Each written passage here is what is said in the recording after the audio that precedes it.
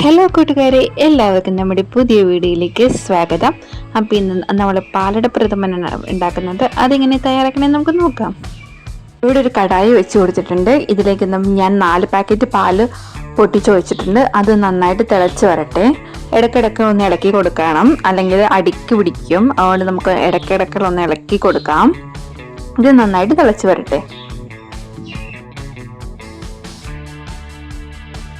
പാല് നന്നായിട്ട് തിളച്ച് വന്നിട്ടുണ്ട്. ഞാനിവിടെ എടുത്തിരിക്കുന്നത് ഗ്രാൻഡ് മാസിൻ്റെ പാലട മിക്സാണ്, റൈസ് പാലട മിക്സാണ് എടുത്തിരിക്കുന്നത്.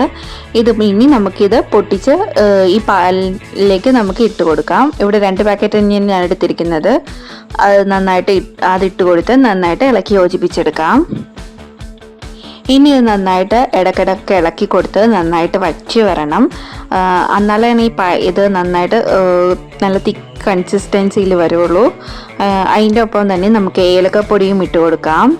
അങ്ങനെ കുറുകി നല്ല തിക്കായിട്ട് വന്നിട്ടുണ്ട്. ഇതിൻ്റെ മുകളിലേക്ക് കാഷ്നട്ടും കിസ്മിസൊക്കെ വറുത്തിടാം. അങ്ങനെ നമ്മുടെ ഇന്നത്തെ സ്പെഷ്യൽ പാലട പ്രഥമൻ ഇവിടെ തയ്യാറായി. എല്ലാവരും തയ്യാറാക്കി നോക്കണം, നല്ല ടേസ്റ്റാണ്. അപ്പം ഇനി നമുക്ക് പുതിയ വീഡിയോ ആയിട്ട് കാണുന്നവരെ ബൈ ബൈ.